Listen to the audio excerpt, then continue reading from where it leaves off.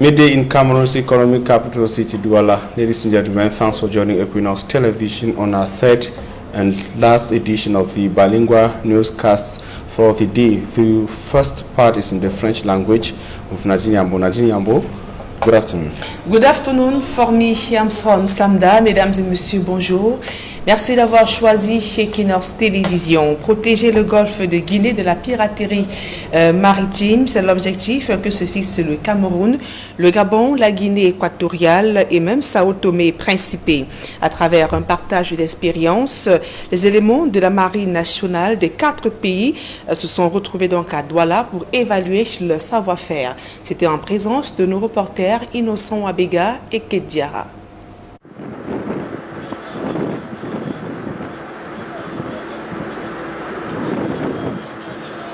Des forces spéciales en plein exercice de protection du golfe de Guinée. L'exercice se déroule en haute mer. Les hommes assidus comme des soldats en guerre déploient leur arsenal de connaissances et de savoir-faire en vue de protéger ces eaux territoriales. L'opération qui se déroule sous vos yeux a un nom, Opangame Express 2021, de la protection au-delà des frontières maritimes. Notre hiérarchie nous a assigné les objectifs qui étaient ceux d'évaluer, n'est-ce pas, l'intégration du Cameroun dans le processus de Yaoundé, évaluer les capacités de réaction face à une menace en mer et aussi les actions transversales, d'évaluer ces capacités-là avec les autres administrations qui sont en charge de l'action de l'État en mer. Finalement, l'exercice est un succès. On a pu, avec beaucoup de brio, assister le navire qui avait un incendie à son bord déclenché par une explosion dans la salle de machinerie. Et dans le cadre de la lutte contre la pollution, il y a un navire qui a heurté une barge de Perenco avec un déversement, s'en est suivi un déversement d'hydrocarbures d'environ 5 à 10 tonnes en mer. Et la Marine nationale, à partir de ses moyens, a réussi à confiner. S'il ne s'agissait là que d'une mise en bouche, il faut dire que ces hommes sont formés pour pouvoir répondre à un besoin permanent, celui de la protection des eaux qui forment le golfe de Guinée, d'autant plus que celui-ci est la proie des pirates qui attaquent en haute mer. Opangame, une opération née en 2010 et qui provient de la mutualisation des forces des pays concernés, en l'occurrence le Cameroun, le Gabon, la Guinée équatoriale, Sao Tomé et Principe. On avait une faiblesse maritime accrue, prononcée. La mer était vide, on n'avait pas de moyens. Mais en revanche, on avait des États qui avaient du matériel, c'est-à-dire des bateaux, mais qui souffraient d'un manque de ressources humaines. Et en revanche, on avait aussi des États comme le Cameroun qui avaient de la ressource, des gars bien formés et tout, mais qui, pendant les années 2009, accusaient un problème de vecteurs pour pouvoir être présent en mer. Et le premier de ces 6 Opangame s'était déroulé ici, au Cameroun. Il y avait seulement 3 bateaux, un bateau de la marine camerounaise, un bateau de la Guinée équatoriale, un bateau gabonais en 2010. L'année dernière, l'exercice n'a pas pu se jouer pour des raisons de la maladie, la pandémie de la Covid-19. Mais cette pandémie n'a pas empêché que dans nos eaux, la piraterie continue à faire parler d'elle. C'est vrai que dans les eaux camerounaises, c'était assez calme, mais dans les eaux alentours, il y a eu beaucoup d'événements qui nous amènent à savoir qu'il n'y a pas de répit pour la lutte contre la piraterie maritime, la protection des intérêts de nos États. La réunion de clôture de ces exercices s'est déroulée à la base navale de Douala. Une clôture qu'a présidé le général de brigade aérienne, commandant de la 2e région militaire interarmée, Eba Benoît, ainsi que le général de brigade de la 2e région de gendarmerie, Tongue Elias. Au cours de celle-ci, les participants et autres méritants ont été récompensés. Tout autre chose à présent, renforcer les capacités opérationnelles des collectivités territoriales décentralisées aux nouvelles technologies de l'information et de la communication, et les personnels des communes et mairies de villes de la région du Sud sont à l'école de l'Antique. Il s'agit de les rendre performants et efficaces dans la célérité des dossiers. Le reportage de Roger Takala et Isabelle Carole Zopet. Appui à la décentralisation et à la gouvernance locale au moyen des technologies de l'information et de la communication. C'est autour de ce thème qu'ont porté les travaux des maires et personnels communaux des 29 communes du Sud pour renforcer leurs capacités en matière de TIC pour une meilleure gestion de leur territoire. Organisé par l'Agence nationale des technologies de l'information et de la communication, il s'est agi pour l'Antique, bras séculier des pouvoirs en matière de promotion et de suivi dans ce domaine, d'amener les participants à mieux s'approprier ces outils, surtout en cette période marquée par la crise sanitaire liée au coronavirus. Le maire est un homme politique, il faut qu'il communique. Donc la communication n'est pas seulement dans les médias traditionnels. L'objectif du séminaire est vraiment dans le développement des TIC dans les communes. Quand on va les présenter, les différents référentiels, il y a effectivement les référentiels en matière de sécurité des systèmes d'information. La numérisation des fichiers d'état civil, du processus de réalisation d'un système d'information sécurisé, l'élaboration d'un schéma directeur informatique d'une organisation, la gestion des mécanismes de recherche des financements et des procédures de passation des marchés publics en ligne sont autant de questions qui ont été évoquées au cours de ces travaux, au grand bonheur de tous. J'ai beaucoup appris parce qu'on nous a donné tous les renseignements possibles. D'après leurs enseignements, ils m'ont fait comprendre que la commune pouvait elle-même créer des projets pour essayer de résoudre certains problèmes.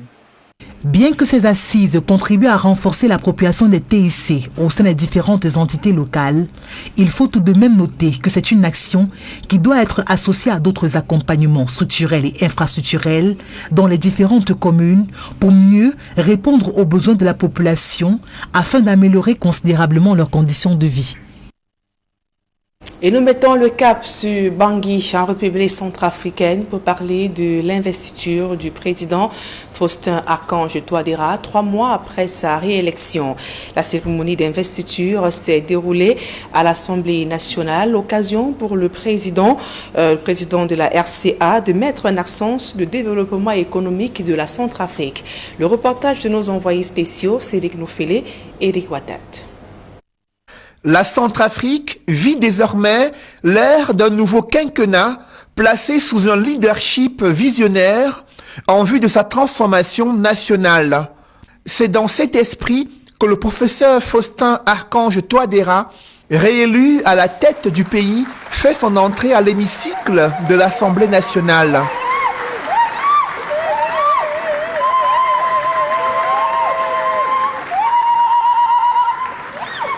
Dans cette salle, revêtue aux couleurs nationales, le président burundais, les premiers ministres représentants des chefs d'État africains, des personnalités issues des milieux politico-administratifs centrafricains et du monde diplomatique assistent au rituel de l'investiture sous la supervision de Danielle Darlan, présidente de la Cour constitutionnelle. Monsieur Faustin Archange Touadéra, debout, découvert, la main gauche posée sur la Constitution, la main droite levée.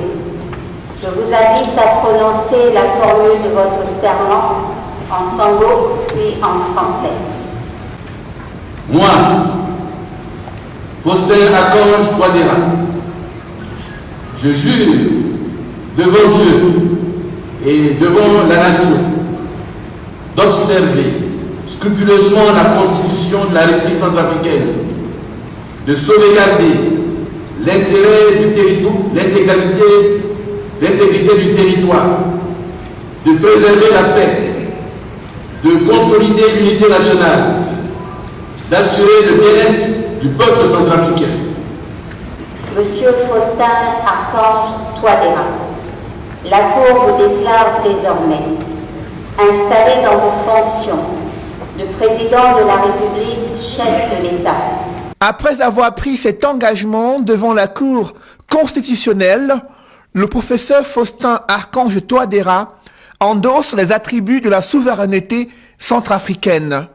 Le collier de grand maître des ordres nationaux que lui décerne le général de brigade Thierry Metekwe, grand chancelier.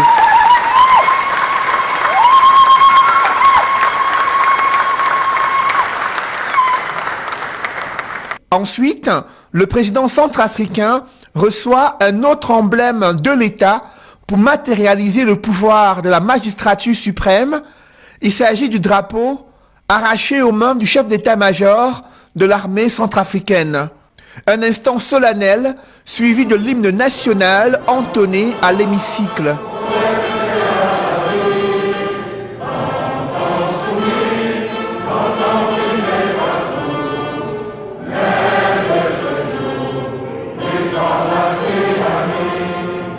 Une fois investi de tous les pouvoirs constitutionnels, le président centrafricain fixe le cap de son nouveau quinquennat.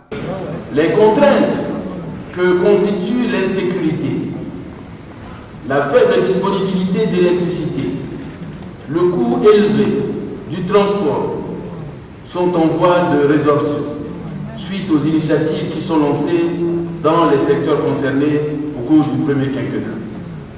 Ainsi, la lutte contre la corruption, les détournements des deniers publics et les infractions assumies sera menée par des services mieux formés et protégés. Pour réaliser ces différents objectifs, la mise en œuvre effective de l'accord politique signé en février 2019 est l'une des conditions sine qua non pour sortir la Centrafrique de la crise actuelle, un défi majeur pour le président centrafricain Faustin Archange Touadéra. D'ailleurs, l'une des annonces fortes de son discours inaugural de son deuxième quinquennat, c'est l'annonce des consultations nationales en vue d'un dialogue républicain pour décrisper le climat sociopolitique et remettre son pays sur les rails de l'émergence économique. Ici, à l'esplanade de l'Assemblée nationale centrafricaine, Eric Watat et Cédric Noufélé, envoyés spéciaux Equinox Télévision. Et durant cette cérémonie d'investiture, l'ambassadeur de la Fédération de Russie a été fortement acclamé. Le peuple centrafricain loue la Russie pour ses efforts, notamment pour mettre en déroute les bandes désarmées qui sèment la terreur dans ce pays. Une fois de plus, retrouvons nos envoyés spéciaux, Serge Alain Otto et Carlos Minoui. Lui, c'est Vladimir Titorenko. L'ambassadeur de la Fédération de Russie en République centrafricaine est très apprécié. Ici, la preuve.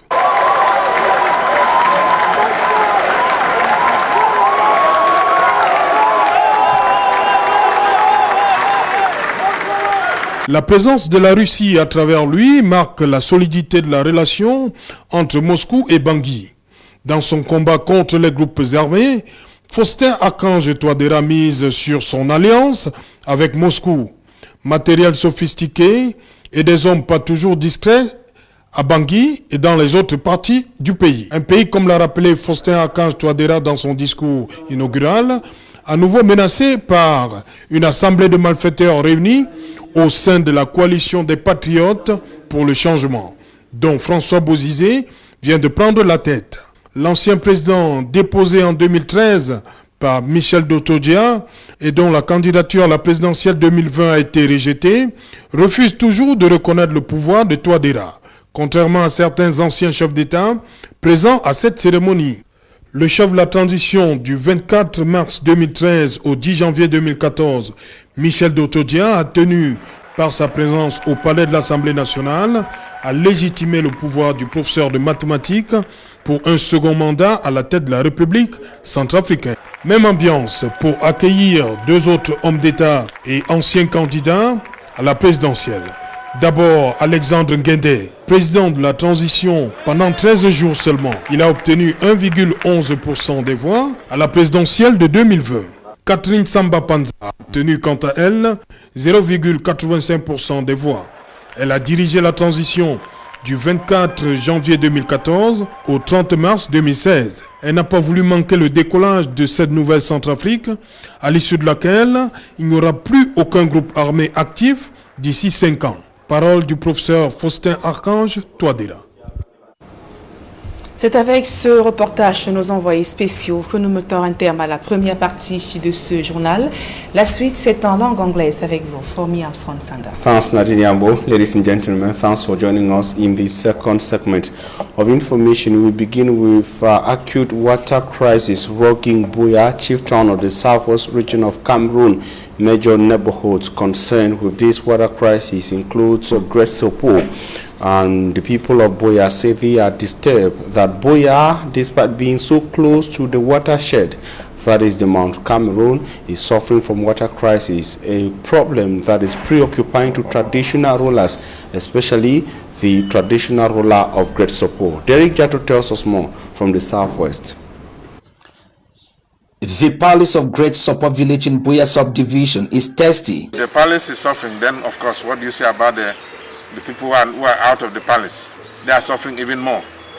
And Chief Etina Monono took us round to see how dry his palace is. This second-class traditional ruler, chief of the Great Sopo people, and a member of the Southwest House of Chiefs, told us that he don't remember when last the precious liquid dropped from here. In the house, there's no water. You saw buckets all over. Great Sopo, Buea Town, Moliko, everywhere. There's no water for people to fetch for drinking water. Most people have to go to streams, which is unhealthy. But every day his subject comes to him to explain why it is that difficult for a village of plus 24,000 people on the foot of this water plenty Mount Cameroon still see water as a luxury in this age. I give a little help, but how much help can I give? Now it's even worse because we have IDPs who are packed in Buea, making the place very, very congested. And for those in charge, if the water distribution job is more than them, they should be honest to tell the Cameroon government to look for another solution. The way with this company now they work, if they no see the no work, make them give up, make government take another company for can help with the poor, the people of Fakou and the whole of Southwest region. And to his elite, effort must be harnessed now, not later. I am calling on all the elites of Fakou, all the elites of the Southwest to come on board. We have our able parliamentarian, the young Malumba Esembe, Senator Mbela Moki. They should liaise with all the chiefs. Madame Lifaka, who is our vice president of the National Assembly from this area. All of us should put our voice to say that water is life, and in Buea there is no water. And as a member of the Southwest House of Chiefs, water should be top on the agenda when the regional council swing into action. Me, as a member of the House of Chiefs, we are going to push this sort of problem because that is why we are there to bring administration nearer the people and make sure that the people feel fine. Great Sopo village, as the name goes, is the biggest village in Buea subdivision in terms of population and the largest in terms of surface area. And in Konsamba, the people of the city say the Operation Keep Konsamba Clean, launched by the mayor of the city of Konsamba, Nzoki Frederick, will not be a successful one if basic problems facing the people are not addressed by the mayor. According to the Konsamba city dwellers, the forceful eviction plan by the mayor of Konsamba will instead make matters worse, as it has the possibility of rising of that is provoking series of confrontations between the population and council officials. Martin Jikangebe tells us more in the following reports. The city mayor of Konsamba has launched a campaign to keep his town clean. According to him, for the fight to be a success, persons selling by the roadside will see their structures demolished. Unfortunately, the move of the city mayor hasn't been welcomed by the inhabitants of Konsamba, as a car which was about to be taken away by the city council police met with stiff resistance from the population.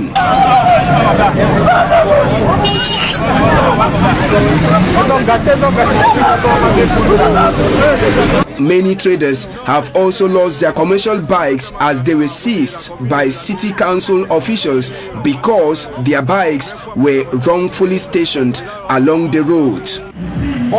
We are in a central town by the roadside, and the best way to monitor our bikes was to park them close to us. We were not even warned not to park them, and we are asked to pay 14,000 francs CFA to get it. Even though the Keep Konsamba Clean campaign launched days back is not welcomed by the inhabitants, authorities of Konsamba say they will not give up, but are calling on the population to collaborate for a success of the campaign. And students of government school just in Douala, that is secondary and high school, have been urged not to take shortcuts to the ladder, that is up the success ladder. The call was also made to parents of the students, and the call to parents was for parents to check the content of what their children watch on and offline. The message came during a meeting grouping students, ex-students, teachers and parents of the institution, as Immaculate Fogwe tells us in the following report. Teenage pregnancy, drug abuse, obscene videos and violence are now very rampant in school milieus in Cameroon. The situation has even become worse with the advent of social media. All these phenomena have caused mental, emotional and physical damage in the society. I feel so bad when parents offer Android phones to teenagers. I am a mother of 4, and until my child is in opposite, I cannot offer him or her a phone. In case they have online assignments, their teachers forward it to me. I can better control my children this way. Today, many parents are so negligent about their children, reason why a lot of them go astray. Parents need to sit up. In order to address these challenges, school authorities of Government School Jos in Douala organized an educative talk. Entrepreneurs, ex-students and students of the institution were brought together for them to share their experiences. The session had as theme discipline and respect for key values of professional success. I made the children understand that at the age of 10, I was already determined that I will change the world. All they need to do is identify their potentials because it will help them obtain better opportunities. I told the children that there are no shortcuts to success. They have to be determined. The journey is rough, but I encourage them never to give up. According to the discipline master of Lycée Jos, Koum Victor, the school has put at the disposal of students guidance counselors who regularly follow them. The students at the end of the educative talk expressed gratitude and promised putting into practice all what was said. The Mailing Service Department and other major departments of the Ministry of Public Service and Administrative Reforms has been completely digitalized. This is from the Minister of Public Service, Joseph Lee, who came to the economic capital city Douala announcing. The minister says one of the major causes of this move is to avert the effect of the coronavirus on the Mailing Service Department of his ministry. Charles Ekome tells us more in the following report.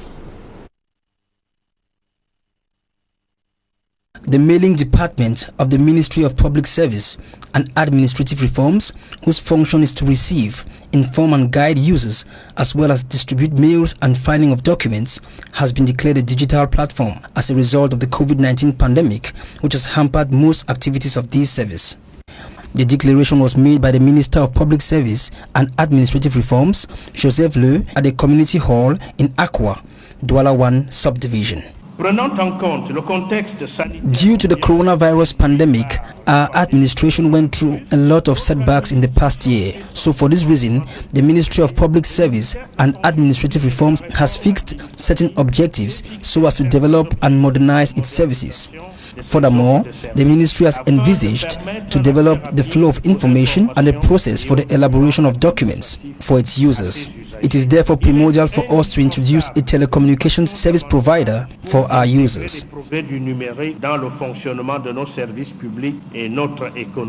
According to the minister, these new reforms were put in place due to complaints of users who can't access timely information. These reforms, which have been put in place to ease the process for users, were elaborated based on research.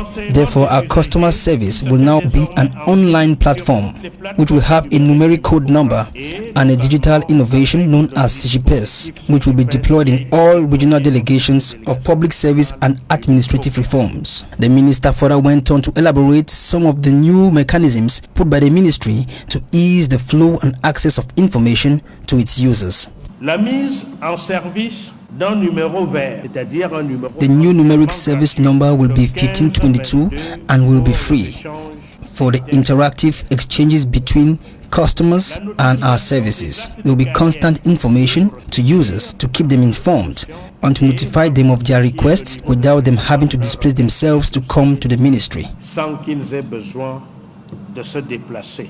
With all these measures put in place, the expected output will be to decongest the notification office by effectively implementing digitalization, simplification of information and notification procedures, which is the central priority of the ministry. Charles Ekome reporting on the activities of the Ministry of Public Service and Administrative Reforms, bringing us to the end of the midday on Equinox Television. We thank you for your keen attention. We shall be back tomorrow at 7 a.m. God willing. Nadine, see you tomorrow at 7 a.m. Merci, famille Armstrong Sanda, fin de ce journal, mesdames et messieurs. Merci pour votre aimable attention.